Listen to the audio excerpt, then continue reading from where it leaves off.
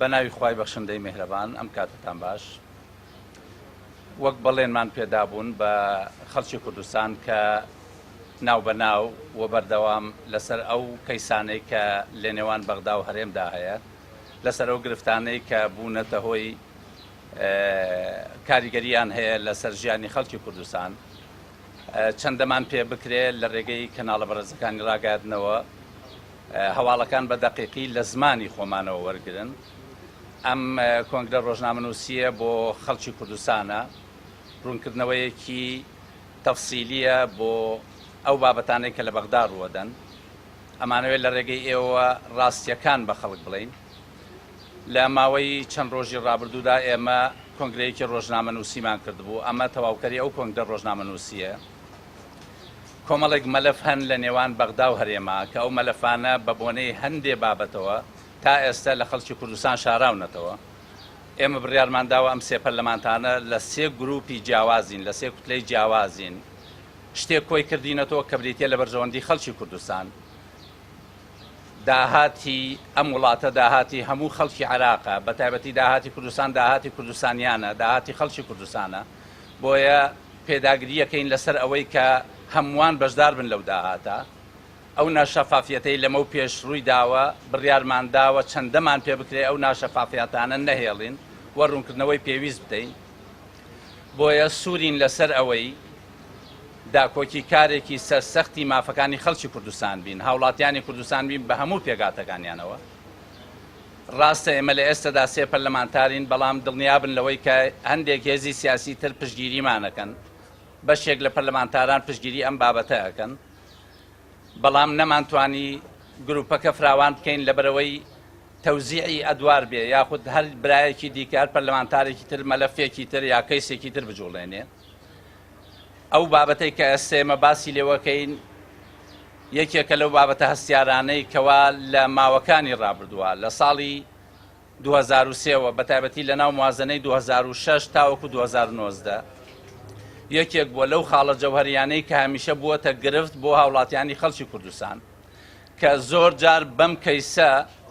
تهدید کراوە کە بودجەی هەرێمی کوردستان و موچەی هاوڵاتیان بڕاوە یاخود ئەبڕێ. لە ماوەی ئەو چەند ساڵدا هەندێک ئیتفاقی سیاسی کراوە. ئەو ئیتفاقە سیاسیانە لەبەرەوەی ئیتفاقی مەبدەئی نەبوون، لەبەرەوەی ئیتفاقێکی شەفافانە نەبوون، لەبەرەوەی بەپێی دەستور و یاسا کارپێکراوەکان لە عێراقا ڕێوشوێنی یاساکاندا نەنراون، ئیتفاقە سیاسیەکان تەرجەمە نەکراون یاخود لە تەرجەمەی دەستور و یاسا کارپێکراوەکانی عێراق نەبوون.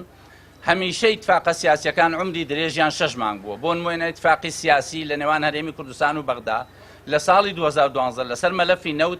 تەنها 3 مانگ خایاندوێتی. ئیتفاقی سیاسی لە نێوان حکوومەتی هەرێم و حکوومەتی ئیتیحادیە لە ساڵی 2015 تەنها 6 مانگ خایاندی. بۆیە ئێمە بڕوامان وایە پرۆسەی نەوت ئەبێ لە چوارچێوەی یاساکار پێکراوەکان و لەو مافەی کە ئەدرێ بە هەرێمی کوردستان لە ناو دەستوری ئیتیحادیە لە مادەی 111 دەستور و 112 دەستورە کە مافی داوە بە هەرێمی کوردستان لە فەقەرەی دوویا بە تایبەتی کە هەرێمی کوردستان بێ بەشداری تەواو بکات لە دەرهێنان و هەناردەی نەوت و بە شێوەیە کەوا بەرژەوەندی خەڵکی عێراق بەگشتی و خەڵکی کوردستان بە تایبەتی لەخۆ بگرێت. لە هەفتەی پێشوە ئێمە سەردانێکی محکەمەی ئیتیحادیمان کرد بۆ بە دوواداچوون بۆ ئەو سکاڵایە. زۆر بەڕوون و ڕاشکاوی ئەیڵێن بۆ بە دوواداچوون چونکە کاری ئێمەی پەرلەمانتار ئەوەیە کە ئەتوانین بە دوواداچوون بکەین لە یاسادانانیشا ڕۆڵمانە بێ کەواتە لە ئەرکی خۆمان دەرنەچوین تەنها بە دوواداچوونمان کردووە لەبەرەوەی هەندێک هێزی سیاسی و هەندێک کەسایەتی کە ویستوانە ئەم بابەتە بەلاڕێدا بەرن. ئێمە سکاڵای یاساییمان تۆمار نەکردووە، تەنها بە دوواداچوونمان کردووە بۆ ئەو سکاڵای یاسایی کە لەسەر وەزارەتی سامانە سروشتیەکانی هەرێم تۆمار کراوە لە ساڵی 2012.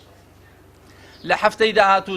هەفتەی داهاتووە دووبارە ئەگەڕێنەوە بۆ بەغدا یاخود لە ئەو ماوەی کە تەحدید کراوە بۆ محکەمەی داهاتوو بەشدارە بین و متابعەی ئەو بابەتەکەین و بە هیچ شێوەیە ڕێگە نادەین بە ناشەفافیت بۆیە خەڵکی کوردستان لە ڕێگەی ئەم بینبەرانەوە ئاگادارەکەینەوە. ئیتیفاقی سیاسی چارەسەری کێشەکانی هەرێمی کوردستان و بەغدا ناکات. بوونی قانون و تەفسیری منطقی و دانانی یاسا بە تایبەتی لە مادەی 106 دەستوریە هەیئەی تەخسیسی ئیراداتی ئیتیحادی ئەبێ یاساکەی بە تەواوی جێبەجێ بکرێ و هەرێمی کوردستان پشتی خۆی و پەرلەمانیش بتوانێت چاودێری ئەم بابەتە بکە. بۆیە زمانی دەربڕینی ئێمە زمانێکی مەسئولانەیە لەوەی لە هەموو ساڵەکانی موازنەی 2015 بە تایبەتی ئەوانەمان کە دەورەی دووەممانە تا ئێستا ئێمە داکۆکی کارێکی سەرسەختین و هەموو هەڵوێستێک وەرەگرین لەو کاتانەی کەوا بزانین موچەی هەرێمی کوردستان تووشی گرفتە بێ. بۆیە لە ئێستەوە ئامادەی ئەوە دەرەبڕین کە ئێمە هەر هێزێکی سیاسی پشگیریمان لێ بکە، ئێمە هەموو هەڵوێستێکی تند بەرامبەر بە حکوومەتی اتحادیەک دینەبەر بە حاڵ نزیک بنەوە لە موچەی فەرمانبەران بە نسبەت ئێمەوە خاڵی سوورە بە هیچ شێوەیە ڕازی نابین لەوەی موچەی فەرمانبەران تووشی گرفت بێ، بەڵام لە هەمان کاتدا داکۆکی ئەەکەین لەسەر ئەوەی کەوا هەموو گرفتەکان لە نێوان هەرێمی کوردستان و بەغدادا هەیە لە ڕێگەی یاسا و دەستورەوە جێبەجێ بکرێن بۆی خەڵکی هەرێمی کوردستان چیتر لەو دڵە ڕاوکەیە ڕزگاریان بێ. سواسانەکەم برای بەڕێزم کاگوشار تاوەکاری قسەکانی منە. زۆر سوپاس بەخێر بێن. لە ڕاستیدا دوای ئەوەی کە ئێمە بە دوواداچوونمان کرد بۆ ئەم سکاڵایی کە لە 2012 تۆمار کراوە بە دوواداچوونمان کرد بەلامانەوە جێگەی پرسیاری گەورەیە کە هەندێک هێزی سیاسی بۆ بەلا ڕێدابردننی ئەو چاودێریەی ئێمە باسییان لەوە کردووە کە گوایە ئەم سێ پەرلەمانتارە سکاڵایان لە محکەمەی اتحادی تۆمار کردووە. ئێمە بای ئەوە هەم لە ڕێکارە یاسایی و دەستوریەکان ئەزانین و ئەزانین مەسلەی تۆمارکردنی سکاڵات چۆنە و چییە. بۆیە ئێمە لە ڕاستیدا ئەمانەوێت تەکید لەم خاڵە بکەینەوە کە ئێمە سکاڵامان تۆمار نەکردووە بەڵکو بە دوواداچوونەکەین بۆ ئەو سکاڵایی کە وەزارەتی نەوتی عێراق لە 2012 لەسەر وەزارەتی سامانە سروشتیەکان تۆماری کردووە. خۆتان ئەزانن کە مەلەفی نەوتی هەرێمی کوردستان هۆکاری سەرەکی کێشەی گەورە و بنیادیە لە هەرێمی کوردستاندا. بەهۆی ئەو مەلەفەوە کوردستان دراوەتە دەست شکستێکی گەورە، کوردستان کەوتۆتە ژێرباری قەرزێکی گەورە. ئێستا حکوومەتی هەرێمی کوردستان ئەم کابینەی ئێستا کە هێشتا تەمەنی درێژ کراوەتەوە بە شێوەیەکی ناقانونی بە هەزاران ملیۆن دینار قەرزاری فەرمانبەرانی هەرێمی کوردستانە. لە ڕابردوودا موچە و بودجەی خەڵکی کوردستان بەهۆی سیاسەتی نەوتی هەرێمی کوردستانەوە بڕدراوە. ئێمە دژی ئەو ناشەفافیەتەین کە لە سیاسەتی نەوتی هەرێمی کوردستاندا هەیە. شتێک هەیە کە زۆر گرنگە ڕوون بێت وەکو ئەم گروپەکە کاری لەسەر دەکەین. دووشت هەیە، نەوت وەکو داهاتی هەرێمی کوردستان وەکو مڵکی هەرێمی کوردستان ئێمە پێمان وایە چۆنیەتی دابەشکردنی سەرەوات لە بینی هەرێمەکان یاخود هەرێم و حکوومەتی اتحادیدا یەکێکە لەو پرسە گرنگانەی کە ئێمە بۆ هاوڵاتیانی کوردستان داکۆچی لەکەین. بەڵام ئەو سیاسەتەی کە نەوتی هەرێمی کوردستان تاڵام بکات دژی سیاسەتەکەین، یعنی با ئەمە وازح بێت. خاڵێکی ترکە زۆر گرنگە ئەوەیە کە لە ڕابردوودا بەهۆی نەوتی هەرێمی کوردستانەوە بودجەی خەڵکی کوردستان بڕاوە، بەهۆی ئەوەی کە هەموو جارێک بە ئیتیفاقی سیاسی ئیتیفاقەکەن لە 2015 16 17 18 19 ئێستاش کە ئێمە قسەکەین ئیتیفاقی سیاسیەکەن دوای پەشیمانە بنەوە، نەوتەکە ڕادەست ناکەن. کە نەوت ڕادەست ناکەن ئەمە تهدیدی گەورەیە لەسەر بودجەی خەڵکی کوردستان. ئێمە خۆمان لە قانونی موازنەدا لە لیژنەی دارایی هەموو داکۆچیەکمان کردووە لەوەی کە نەوت و ئەم سیاسەتە هەڵی هەرێمی کوردستان لە موچەی فەرمانبەران جیا بکرێتەوە. بۆی ئەوانەی کە ئێمە تۆمەتبار دەکەن بۆەوەی کە گوایە ئێمە دژی ئەوەین کە بەغداد پارە بنێرێن، نەخێر، ئەمە تاوان و تۆمەتێکی گەورەیە. ئەمە تاوان و تۆمەتێکی گەورەیە و لە ڕاستیدا ئەوە نەبەر پرسیارە بن لە موچەی فەرمانبەرانی هەرێمی کوردستان کە ئیتیفاقەکەن و نەوت ڕادەست ناکەن. خاڵێکی تر کە زۆر گرنگە باسی بکەین مەسەلەی ئەوەیە کە باس لەوە دەکرێت کە یاسای سندوقە داهاتە نەوتیەکان لە هەرێمی کوردستانە هەیە و پێویستە بەشێک بە ناوی خیتابێکی درۆزنانەی قەومی و جۆرێک لە ئەوەی کە پێوترێ محامی شەیتانە یانەوێت داکۆچی لە سیاسەتی تاڵانی نەوتی هەرێمی کوردستان بکەن. بەڕێزان خۆتان ئەزانن مەسەلەی نەوت ئێمە لە ڕابردوودا باسمان لەوە کردووە کە هەرێمی کوردستان زۆر گرنگە بتوانێت داهاتەکانی خۆی، داهاتە نەوتی و نانەوتیەکانی خۆی لە بەرژەوەندی خەڵکی کوردستان بەکاربێنێ. ئێمە لە 2015 و 16 هەموو کاراسانیەکمان کرد ئەوەی کە ناویان نابوو اقتصادی سەربەخۆوتیان ئێمە هەرێمی کوردستان ئەژێنین، بەڵام اقتصادی سەربەخۆ و فرۆشتنی نەوت بە شێوەی سەربەخۆ هەرێمی کوردستانی تووشی شکستێکی گەورە کرد. خۆتان ئەزانن ئێستا بە معادلەیەکی زۆر بەسیط هەموو ئەوانەی کە لەو حیزبانە ئەوانەی کە داکۆچی لە مافیاکانی نەوتی هەرێمی کوردستانەکەن یەک معادلەی بەسیط زۆر ئاسانیان بۆ باسەکەین ئایا ئەمە لە بەرژەوەندی خەڵکی کوردستانە یان ئەوانەی کە داکۆچی لە مەلەفی تاڵانی نەوتی هەرێمی کوردستانەکەن. لە موازنەکانی ڕابردوودا بە تایبەتی لە موازنەی 2009دا هەرێمی کوردستان لەسەری واجب کراوە کە 2500 بەرمیلی ڕۆژانە 250,000 بەرمیلی ڕۆژانە 250,000 بەرمیلی ڕۆژانە بدا بە سۆمۆ و لە بەرامبەردا نزیکەی 10 ملیار زیاتر لە 10 ملیار دۆلار بۆ هەرێمی کوردستان جێگیر ببێ. لە عێراقدا نزیکەی 3 ملیۆن و نیو بەرمیل ڕۆژانە نەوت دەفرۆشرێ. لە ئێوە دەپرسم ئەگەر هەرێمی کوردستان بەو 250,000 بەرمیلە ببێ بە شەریک لەو 3 ملیۆن و نیوە، یعنی بە نسبەتێکی کەم ببێ بە شەریک لە نسبەتێکی زۆر ولا لەو نسبەتە زۆرە داوای داهات بۆ خەڵکی کوردستان بکە و داوای بودجە بۆ خەڵکی کوردستان بکە قازانجێتی یان ئەم 250,000 بفرۆشێ. پرسیارێکی تر لە بەرامبەر ئەو 250,000 کە لە سەروی 10 ملیار دۆلار بۆ خەڵکی کوردستان دانراوە با بڕۆن ئەوانەی کە لە ڕاضیات شارەزان لێشی بدەنەوە بزانن هەر بەرمیلێک لەو 250,000 بە چەند ئەوەستێت بە نزیکی 100 دلار و زیاتریش. باشە ئەمانەی کە ئێستا نەوتەکە ڕادەست ناکەن لە بری ئەوەی بێن داوای لێ بردن بکەن دوایەوە ڕوونکردنەوە بن لانی کەم بڵێن بابە ئێمە بۆ ئەم نەوتە ڕادەست ناکەین نەیدەن بەم سێ پەرلەمانتارە نەیدەن بە ئەحمەدی حاجی ڕەشید بە کاک سەرکەوت شەمسەدین نەیدەن بە وشار عەبدوڵڵا بیدەن بە پەرلەمانتارەکانی خۆیان بیدەن بە وەزیری دارایی بڵێن ئێمە لەبەر ئەوە نەوت ڕادەست ناکەین. ئاخیر خاڵ کە ئەمێ قسەی لەسەر بکەم بریتیە لەوە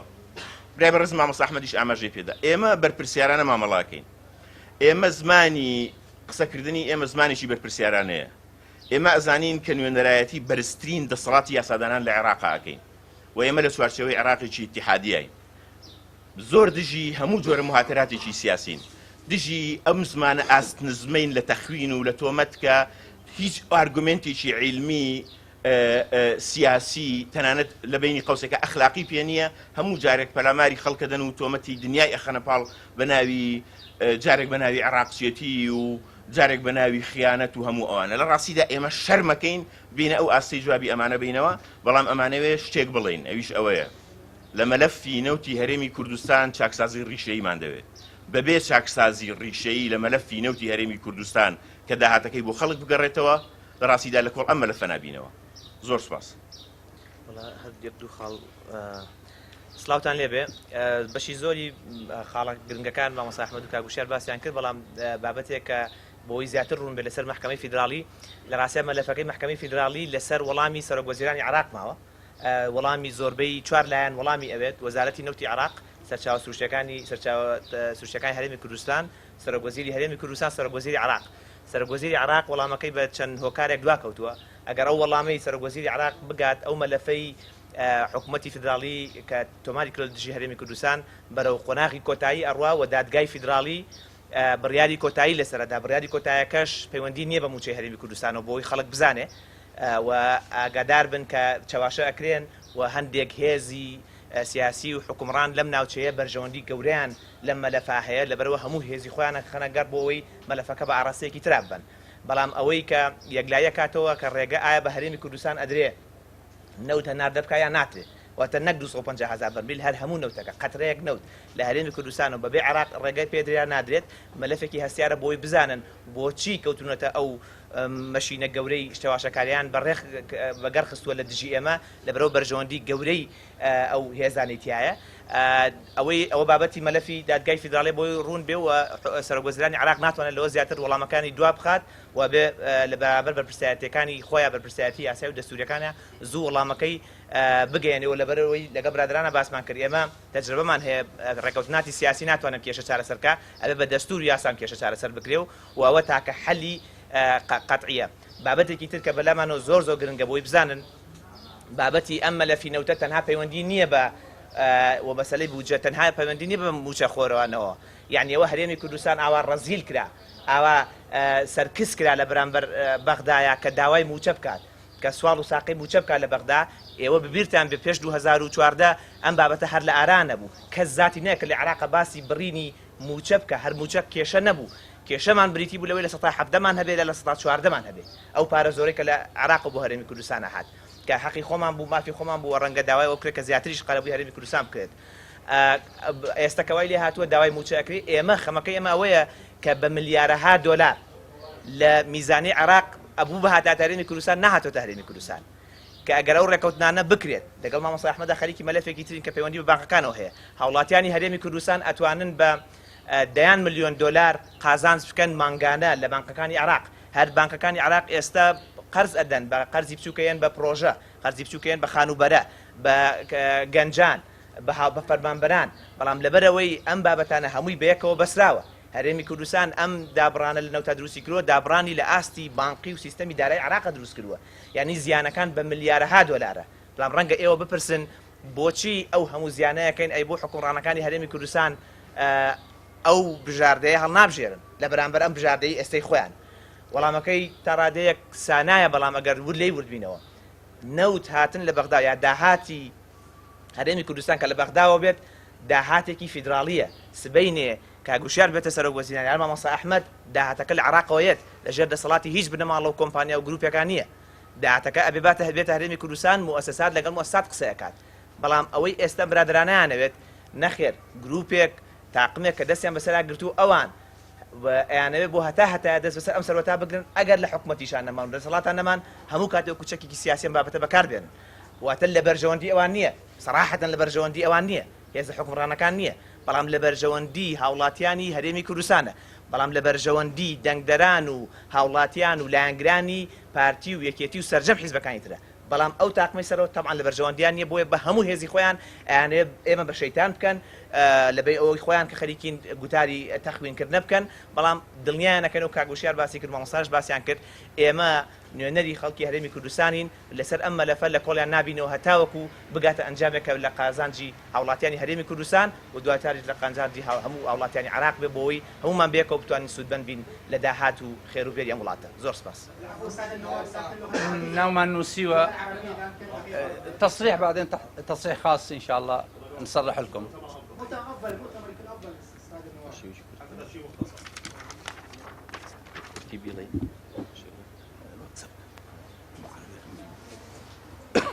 بسم الله الرحمن الرحيم. بشكل مختصر مفيد يعني هذا المؤتمر يتمحور حول موضوع مهم وحساس جدا يعني على الصعيد الوطني بالنسبة لإقليم كردستان وهو ملف نفط الإقليم يعني. نحن كثلاث نواب في ثلاث كتل مختلفة لدينا توجه جدي باتجاه متابعة هاي الإشكالات الموجودة بين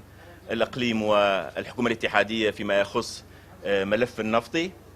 وطالبنا ونطالب بالإسراع في تشريع قانون النفط والغاز وبشكل واضح وصريح أبدينا رأينا وتعرضنا واعتراضنا الشديد حول الاتفاقات السياسية في السنوات السابقة وحتى السنة الحالية فيما يخص ملف النفط وفي كل مرة كان هناك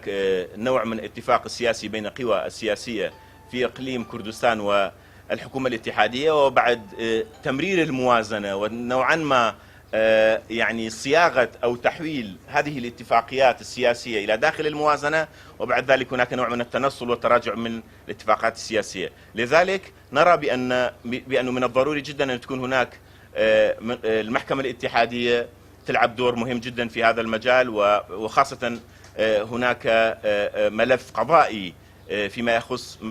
نفط إقليم كردستان وأيضا نطالب بشكل واضح وصريح وجدي لإسراع في تشريع قانون النفط والغاز. يعني اليوم وضحنا توجهنا السائد وتوجهنا الواضح بأنه من الضروري جدا أن تكون هناك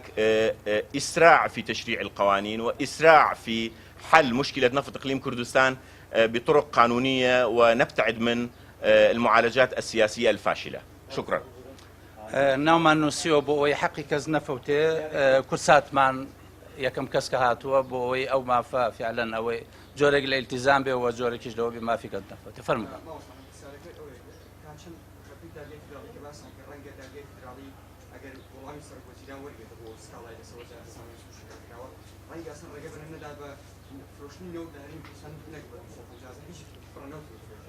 اگر ام شیوه آیا حکومتی فدرالی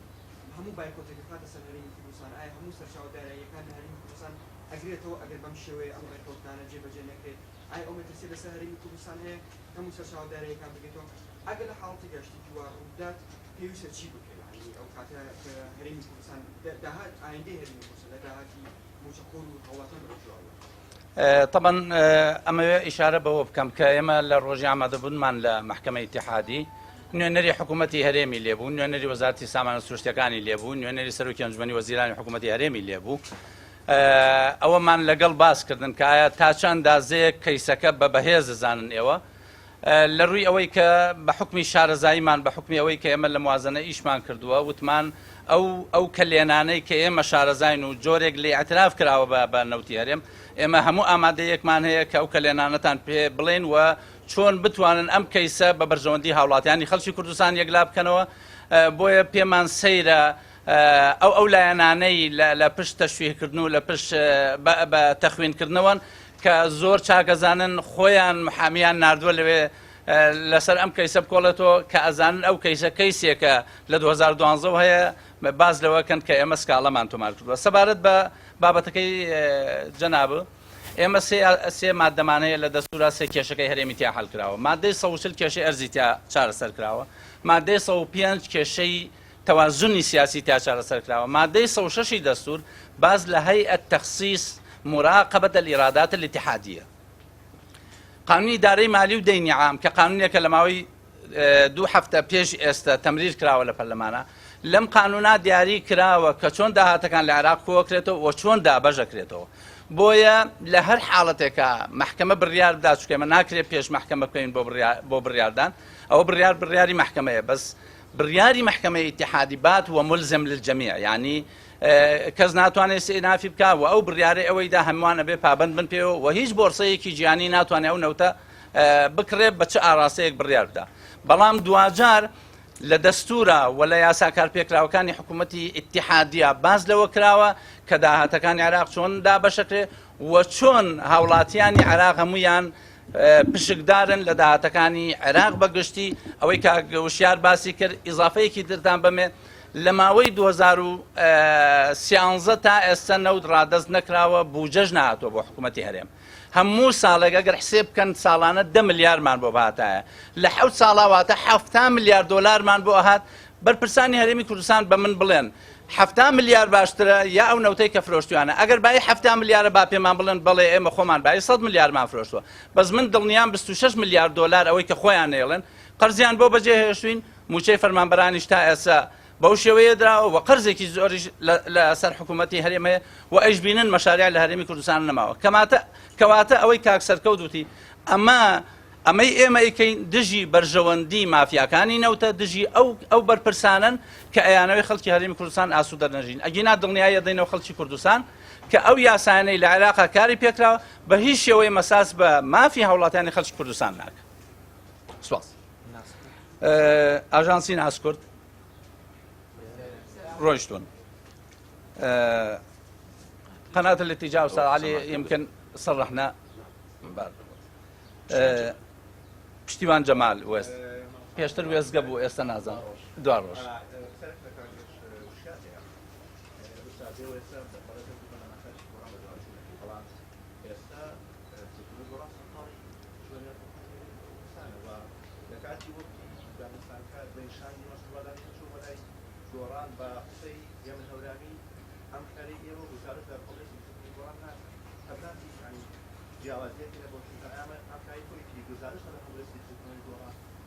سپاس کاک پشتیوان بۆ پرسیارە لە ڕاستیدا مەلەفی هەرێمی کوردستان لەگەڵ مەلەفی عێراق دوو مەلەفی جیاوازن ئێمە لە حکوومەتی عێراق معارەزەین هیچ پۆستێکمان نییە وەکو بزوتنەوەی گۆڕان جیالەوە هەر بە دوواداچوونێک بۆ مەلەفی نەوتی هەرێمی کوردستان بە شێوازێک کە دەستی مافیاکانی نەوتی تیا ببڕێ و لە بەرژەوەندی خەڵکی کوردستان بێ و هەر هەوڵێک بۆ پاراستنی موچەی خەڵکی کوردستان کە موجازەفەی پێوە نەکرێ سیاسەتی فەرمی بزوتنەوەی گۆڕانە و من قسەشم لەگەڵ سەرۆکی وەفدی بزوتنەوەی گۆڕان کرد لەم کۆبوونەوەیەدا بە هەموو شێوازێک ڕەتی کردەوە کە بێبەریبوونی خۆی لە هەوڵەکانی پەرلەمانتارانی گۆڕان دەربڕیوێ هەموو ئەوەی کە ڕووی داوە بریتی بۆ لەوەی کە ئەوان ڕایانگەیاندووە کە حیزبەکەی ئێمە بزوتنەوەی گۆڕان هێزێکی ڕەخنەیە بزوتنەوەیەکە کە ئیسلاحیە داوای چاکسازی دەکات بەڵام ئێمە وەکو بزوتنەوەی گۆڕان بێگومان دژی زمانی زبر یاخود تەشهیر یاخود زمانێکی ئاسنزمین کە نەگاتە مستەوای پەرلەمانتارێکی ئیتیحادی بێگومان هەمووشمان یانی ئێمە هەرسێکمان لەم کۆکەسەیە لەم گروپەیە کە کۆبووینەتەوە لە ڕاستیدا متفقین لەسەرەوەی کە ئەبێ زمانی ئێمە زمانێکی ڕاقی بێ بەڵام ئەم زمانە ڕاقیە بە مەفهومی ئەوە نییە ئێمە دژی مافیاکانی نەوت نەوەستینەوە چونکە کاک پشتیوان بەڕێزان لە یەکێتی و پارتیشدا لە بڕیار بەدەستانی یەکێتی و پارتیشدا باش ئەزانن کە فعلەن گروپی مافیایی نەوت هەیە و من تەحەدایانەکەم بەشێک لەوانەی کە ئێستا سەرۆکی ئەنی سەرقاڵی دروستکردنی کابینەی نوێن بابێنە سەر تەلەڤیزیۆن بڵێن بەڵێ ئێمە لە سیاسەتی نەوتی هەرێمی کوردستان ڕازین بەڕێزان ڕایگشتی خەڵکی کوردستان هەموو سیاسەتی نەوتی کوردستان لە عەقڵێکا کۆکراوەتەوە کە بە حیزبێکی گەورە و گران بە هەموو حیزبە کوردیەکانەوە بەتەمان بە حیزبەکەی منیشەوە توانای گۆڕینی کەسێکیان نییە کە سیاسەتی نەوتی هەرێمی کوردستانی بەم ئاراستە بردووە لە هەموو کابینەیەک لە دوایەکەکانە وەزیرە لەبەرەوەی بێگومان ئەم سیاسەتە شکست خواردۆ سیاسەتێکی هەڵەیە و ئێمە وەکو بزوتنەوەی گۆڕان هەموو هەوڵمان بۆ ڕاستکردنەوەی ئەم سیاسەتەیە و هەر هەوڵێک بە ئاراستەی چاکسازی بەڵێ بزوتنەوەی گۆڕان سەرپەرشتی دەکا و تعبیری لێ دەکا و گزارش لە سیاسەتی گۆڕانەکە زۆر سپاس با ڕۆژیار سیروان با سەرێ ئەو پرسیارەکە لە منە لێدوانەکان وابرابوو کە نردون لە نردنی نەوت پێوەستان بێ بە موچەی فەرمانبەرانەوە کە ئەمە تایبەتەکرێ بۆ ئەوەی کە بە جیاواز کەسێ بزۆڵێن بێ لەگەڵەوەدا کە ئێستا جیاوازیەک لە ڕووی نردنی موچۆ هەیە لە حکوومەتی هەرێمی کوردستان دەڵێ سێ موچە نێردراوە لە عێراق وەڵێ 5 نێردراوە ئایا جیاوازیە موچانە چۆنەوە گە ڕووکردنەکان سەر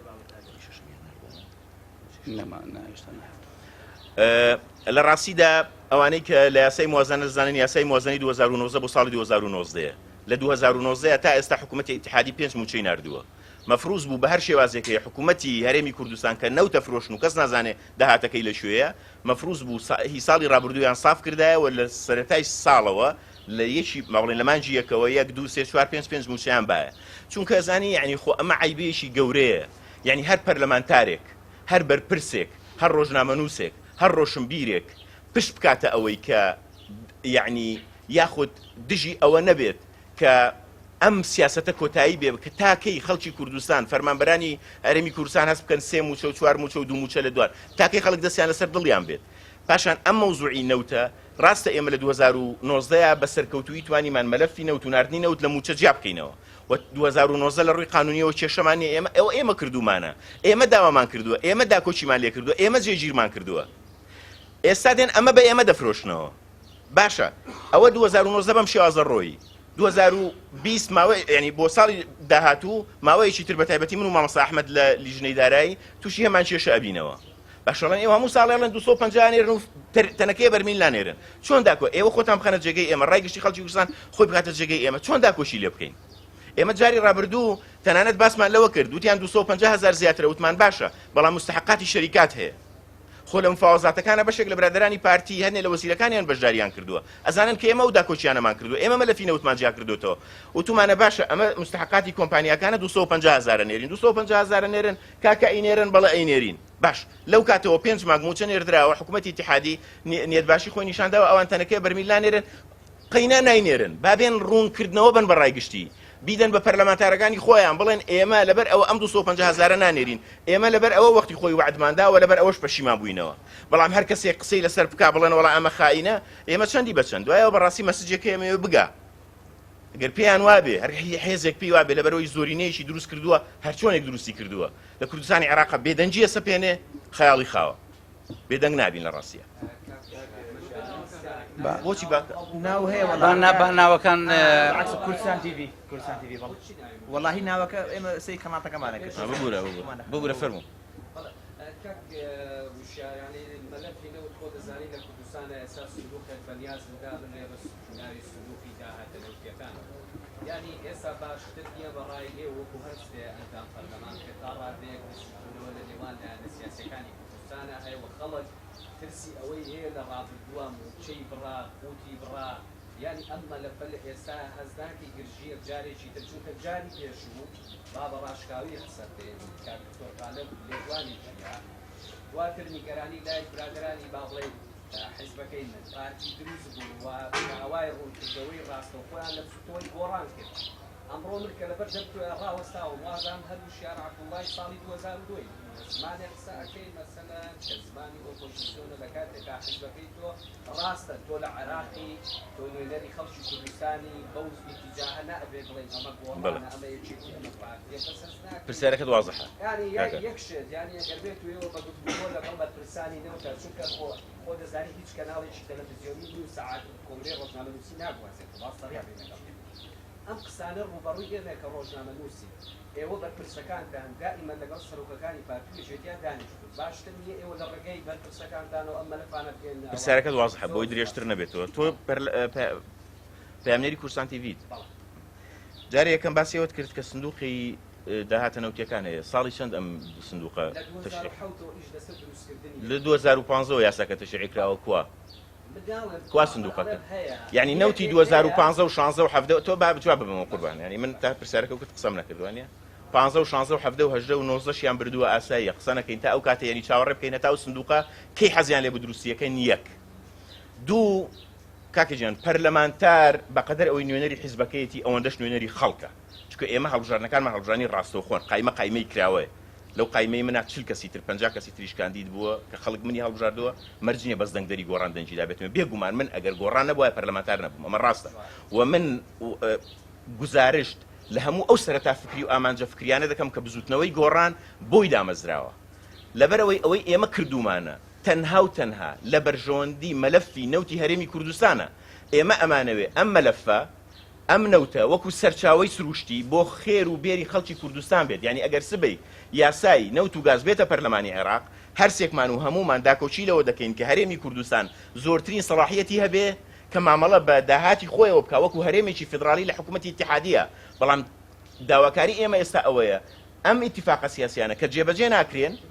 بگوازرێنەوە بۆ یاسا جیا لەوە ئەوەی ئێمە دەمانەوێ بەڕاستی بریتە لەوەی ڕوونکردنەوە بدەن کە بۆچی 250,000 بەرمیلەکە نانێرن ئێمە لە لیژنەی مالیە کە ڕوبەڕوومان دەبنەوە ئەڵێن بۆ نانێرین وەڵاممان لانی هەر ئێمە نا پەرلەمانتارانی حیزبەکەی تۆش وەڵامیان لانیە وەزیری حیزبەکەی تۆش وەڵامی لانیە ئاخر قسەم بریتە لەوەی کە ئێمە قسە بۆ تەنها چەند ڕۆژنامەنووسێک ناکەین وەلو ئەمە شەرەفێکی گەورەیە کە قسە بۆ چەند ڕۆژنامەنووسێ بکەین چونکە وەک چۆن پەرلەمانتار هەموو پەرلەمانتارێک نوێنەری 100,000 دەنگدەری عێراقا بەڕێی من هەموو ڕۆژنامەنووسێکیش نوێنەری ویجدانی میلەتێکە لەبەرەوە ئەمە شانازیە و بەڵام ئێمە قسەی خۆمان بۆ تاریخەکەین و ئێمە قسەی خۆمان بۆ مێژووەکەین کە ئێمە وتمان سبەی ئەگەر هەر شتێک ڕوویدا ئەوە خەڵک ئەزانێت چێ بەرپرسیارە من یەک تەوزیح بم قسەکان زۆر جوان بوو بەس من یەک بەرپرسی هەرێمی کوردستانم پێ بڵێ لە سەری هەرەمەوە کە بڕیاری بەدەست بێ بە تایبەت لەگەڵی دانیشتوم نامەم بۆ ناردووە مناقەشەم لەگەڵ کردووە کۆبنەوەی تایبەتم لەگەڵ کردووە لە 2015ەوە من لەگەڵ بەرپرسانی هەرێمی کوردستان سەرۆکی حکوومەت جێگری سەرۆکی حکوومەت وەزیری سامان و سروشتەکان وەزیری پلان سکرتێری کەس نەماوە لە حکوومەتی هەرێمی کوردستانە باسی ئەم بابەتانەی لانەکەم ئاخر نامە ناردوومە بۆ سەرۆکی حکوومەتی هەرێمی کوردستان کە 6 خاڵ هەیە 6 گرفتەیە لە بەردەم داهات و پشتی خەڵکی کوردستانە تکایە جواب بدەنەوە چونکە ئەو بابەتە هەستیارە دوایی تەحملی مەسئولیەتەکەی بەرپرسانی هەرێم ئێوە ئەیکەن بەڕوون و ڕاشکاوی سەرۆکۆمار نسخەی لایە سەرۆکی حکوومەت لایەتی سەرۆکی حکوومەتی ئایندە لایەتی کە تا ئێستا بە یەک نەگەیشتوین سکرتێری ئەنجومەنی وەزیران لایەتی حیزبەکەی تۆش لایەتی و نسخە زۆر سپاس تر با کۆتای پێبێنین کۆتای پێنێنین ئەمە ئاخر پرسیار باشە باخر پرسیار بەس یەک پرسیاری ئەو برادرەمە بەڵێ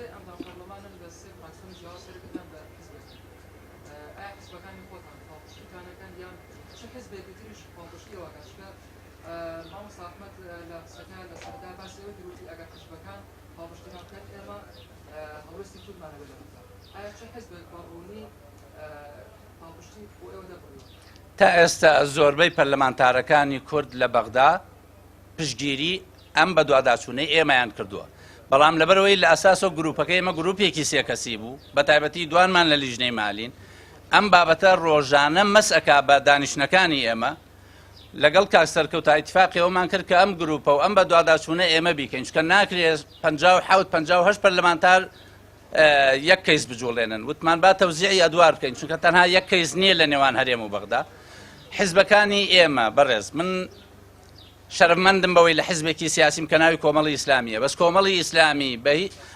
تا ئەو کاتەی خاوەنی منە بە تەنها کە کاندید مەکا بە پۆستی پەرلەمانتاری دوای ئەوەی کە من بووم بە ئەندام پەرلەمان پۆستێکی گشتیە پۆستی نوێنەری هەموو خەڵکی کوردستانم و هەموو خەڵکی عراقم بۆیە حیزبەکەی من بە هیچ شێوەیە بۆی نییە